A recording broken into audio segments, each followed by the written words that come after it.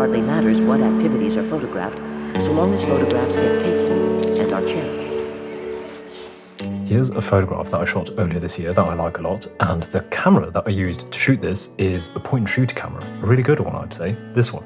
And in today's video, I want to show you this camera. I bought it a couple months ago, and I've kind of fallen in love with it. It's a really cool point-and-shoot camera. It has a great lens, some neat features, shoots lovely photos, and it's not an expensive one, unlike those Olympus Mu cameras. I think it's pretty cool, so here I am to share with you this gem that I found.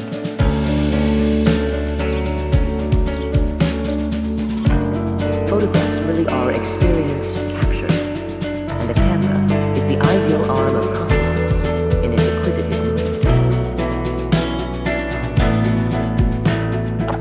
So here's how I'd like to structure this video. I'd like to begin with a brief backstory of this camera and tell you why I even got it. If you think that's boring and you'd prefer to just see the camera and the results, fair enough, I don't blame you. I've added timestamps to this video so that you can just skip around to what interests you. After the backstory, I'll present the camera and its features, the things that make it unique, and share what I like or dislike.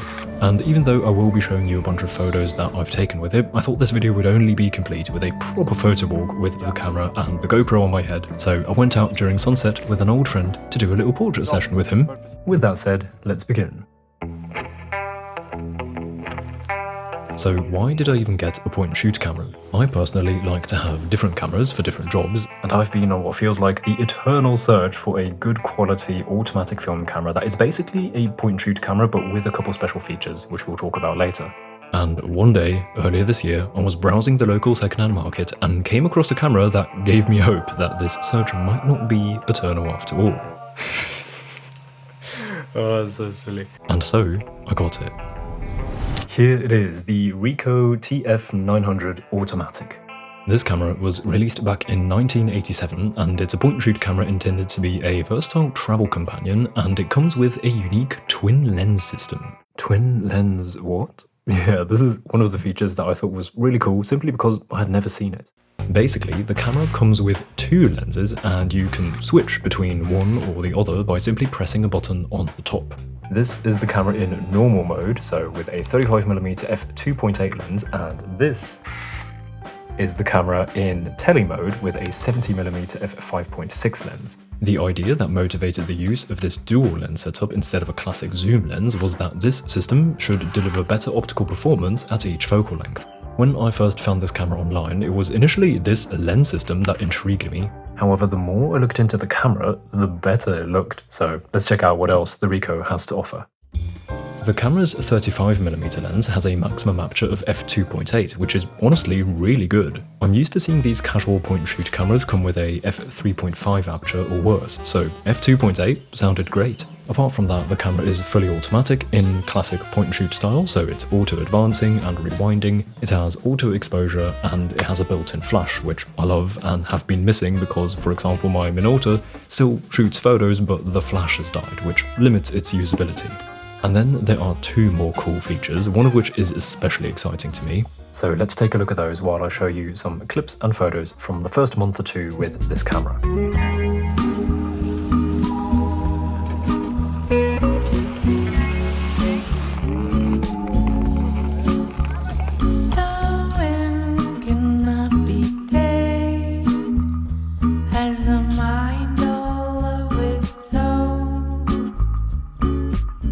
So the first thing is the self-timer, which is a neat little thing that is nice to have and comes in handy every now and then.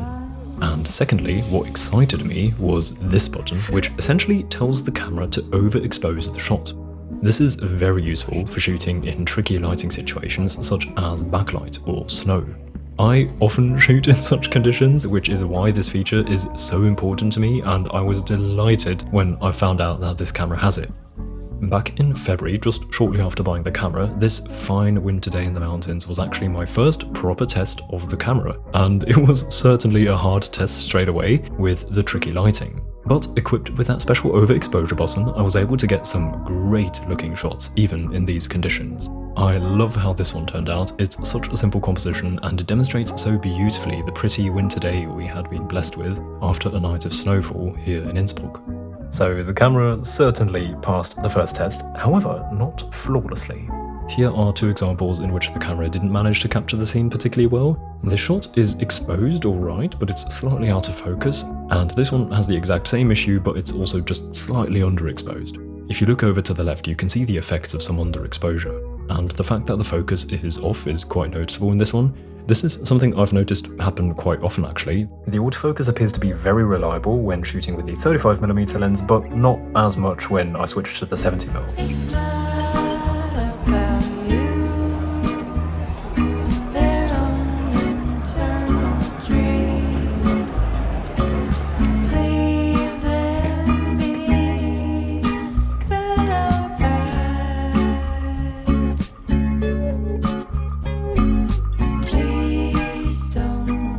These are some of my favourite shots of the day and maybe even of the year 2025. I love how the red chairs add some warmth to this pretty colour palette with the snow and the blue sky, and I'm so impressed how well the camera exposed this shot by compensating the snow and even the sun's reflection with the +2 exposure function. Here's a shot that I got of two skiers getting ready with a wide mountain range behind as a backdrop. Right after taking this shot though, I decided to give the 70mm a try and got this photo. I love this one so much, and this surely is one of the better examples that I shot with the 70mm lens.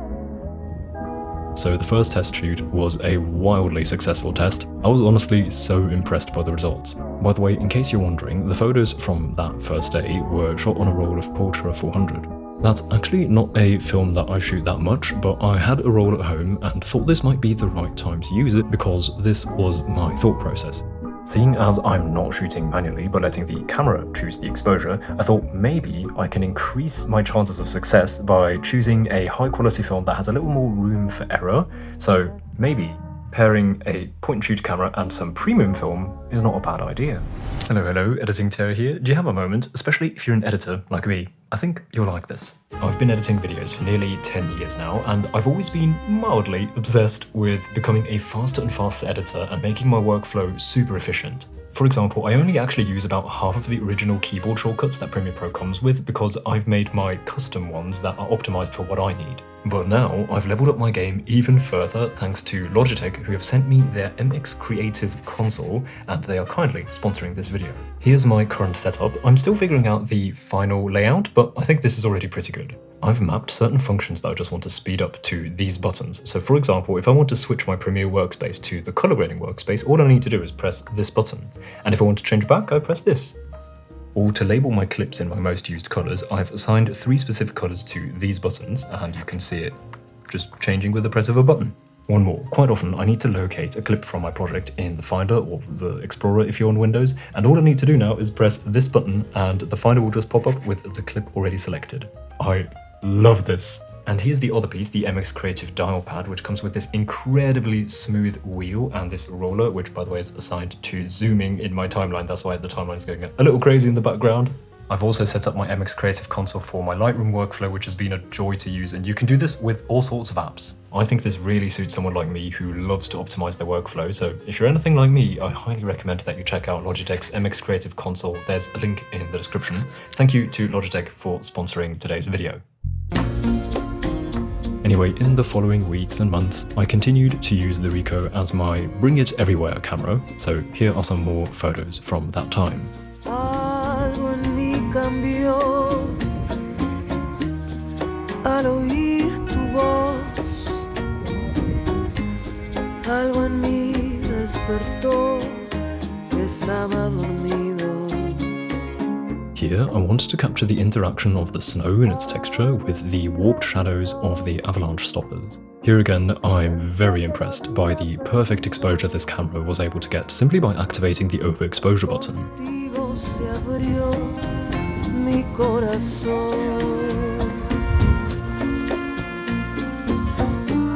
Mi alma cerrada como el frío invierno. A pesar de que fuera florecía el jazmín, sentí vibrar tu voz y llegó mi primavera, se encendió sol.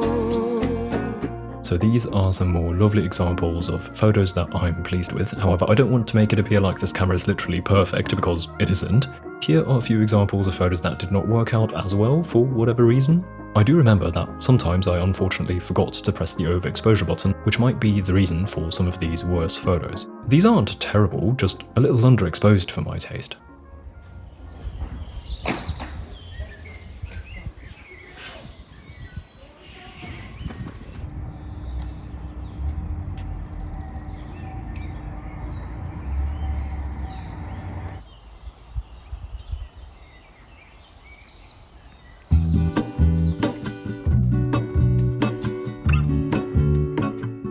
These are some recent photos that I took in spring and early summer. Hurrying to cut my teeth. I can take what I need to get by. It doesn't make it easy.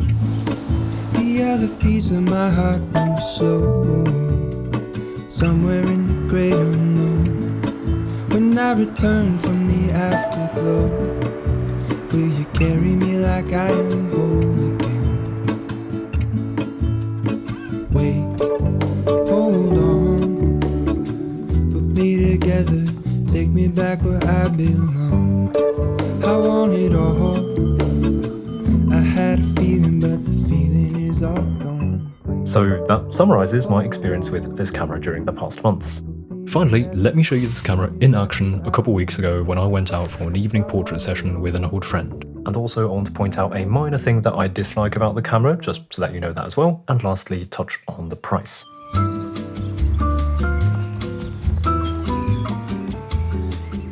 Alright guys, it's time to welcome back somebody who has actually already been on the channel, but only the real OGs of the channel will remember him. It is Toby. We used to do a lot of sunrise missions. Today it's a sunset mission, and bloody hell. And I think I'll just take this as my first shot because I really like the streak of light there. So maybe I can ask Toby to stand in there somewhere.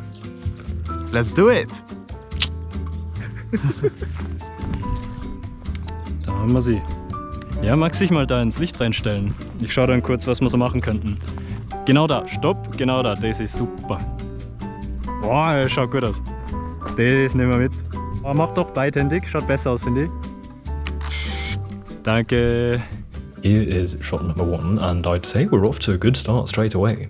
I like the idea of using that spot of light in the middle and placing Toby right in the centre of the frame with the gap of the trees at the back aligning with him.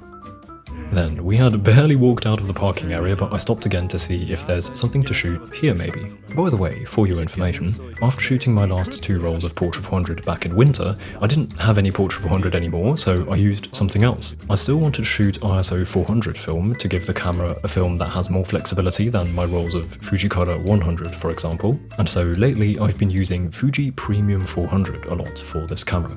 This shot sadly didn't really work out. I thought it'd be interesting, but I think the dark trousers don't work here in combination with the bright scene. Magst du einen Ticken runterschauen? Spaß, danke. Then here's the shot I got of Toby with the sign. It's kind of random, which I like actually, because it's the energy that the point shoot cameras have, I find. It's the fun little camera that you use when goofing around with friends that strike a pose with a random signpost. Kann ich dir nur meine vollste Zustimmung geben? Da ist ja wirklich 5 Minuten im Auto. Boah, wir können überlegen, ob wir da was machen konnten. Bitte nach vorne kommen. Ja, dass du es einmal anfestigst, so. Ja, doch, warte, mach mal.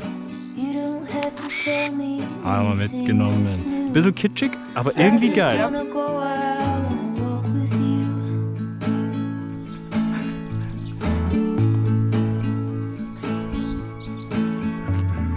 I just wanna see your shadow next to mine, sailing over pavement. Then here I noticed how Toby's shadow on the white wall next to the green bushes looked pretty cool and could make for an interesting photograph. Von mir aus geht's. Geil, danke. Here's the result, and I like it. I think it turned out quite interesting, a little play with shapes. However, in hindsight, I realised that I should have pressed that +2 stops of exposure button on the camera to get a brighter image. I suppose the white wall threw off the light meter a bit, so the shadow areas turned out a little too dark for my liking. Maybe that could happen when you're next to me. I just wanna see the same things you can see. Alter, süß. Siehst du, freies Grundstück. Alter, der Traktor schaut echt ziemlich cool aus, finde ich. Zack, den haben wir. Here, I just got a quick 70mm shot of the tractor because I was fond of the scene and thought the contrast to the modern white building was interesting.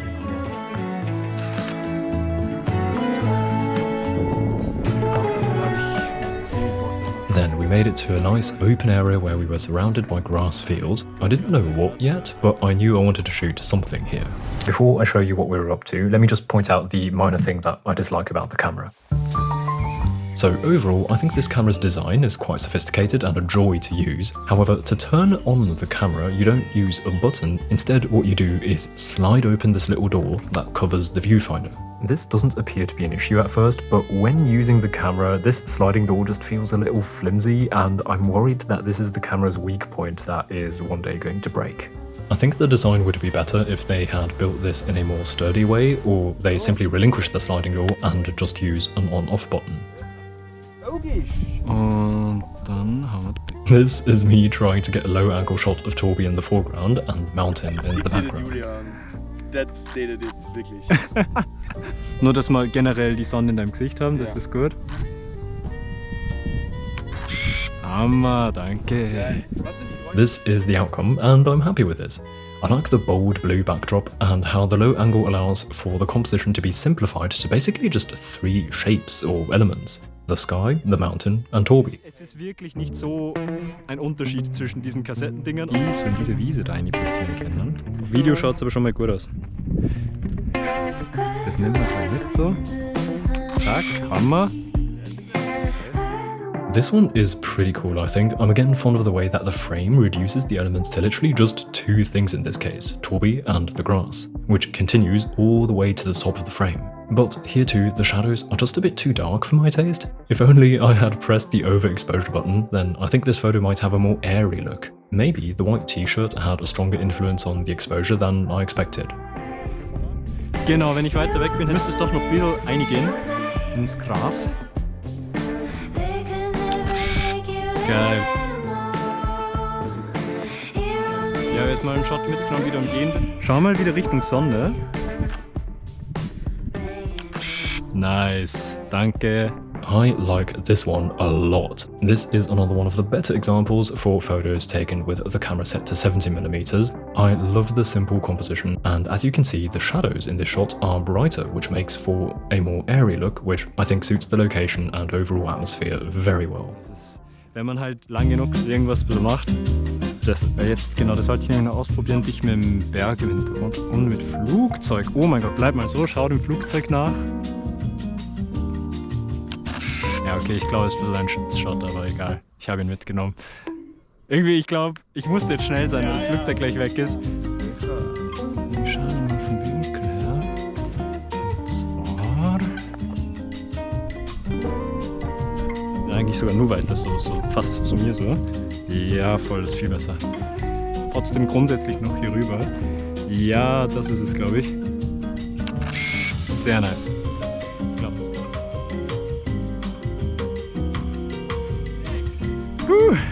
Fast. Oh, und hier ein Bächlein, das ist ja übel cute. Boah, warte, ich mach ein Bild dabei, was auch immer du jetzt machst. Das schaut gut aus.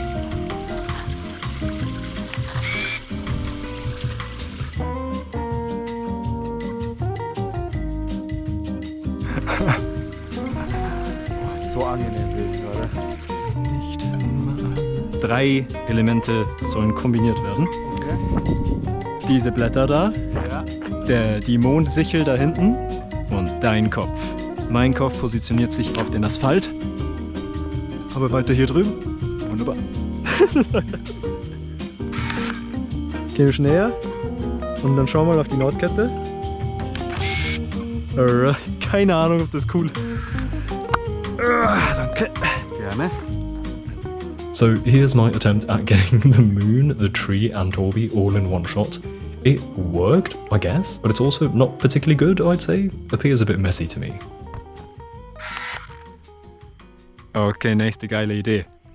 Ist das Liegestütz oder machst du den Hund? Ich mach den herabstehenden Hund. Ich dehne mich. Oh, geil. Good boy. Good boy. Boah, diese Dehnung.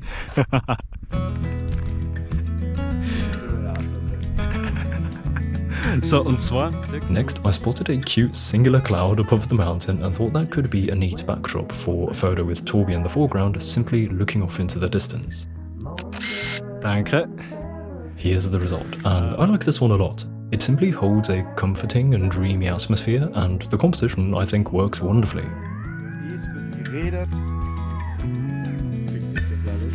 Aber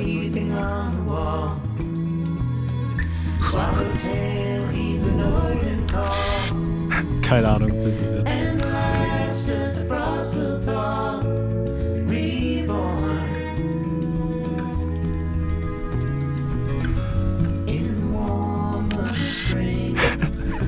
Du hast genau raufgeschaut, dass ich abgedrückt habe, aber das wird schon passen.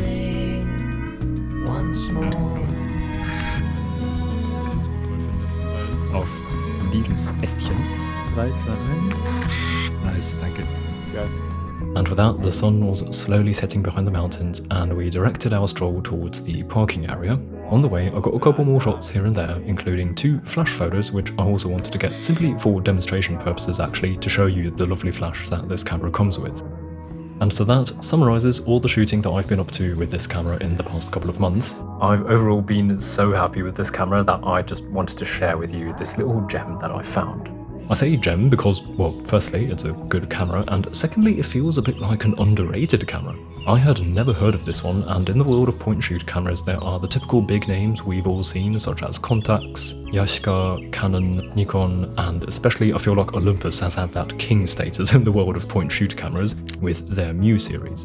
The Olympus Mu 2 even ended up getting so hyped that the demand led to the price just increasing all the way to now, I think, €300 or above for a simple point-and-shoot. However, despite the great features of the camera, the Ricoh TF900 is actually fairly cheap. I've even seen the camera on offer for €20. And so I'd like to end this video by emphasising that you do not need a €300 Olympus Mu 2 to enjoy shooting with a point-and-shoot camera. You can get much cheaper cameras that, to be fair, are often worse. However, if you look carefully and look out for some features, you might end up finding a hidden gem, like the Ricoh TF900.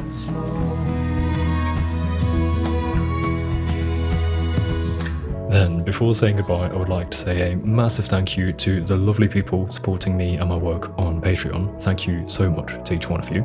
If you're interested in Lightroom presets, tutorials and stuff like that, you can check out my page via the link in the description.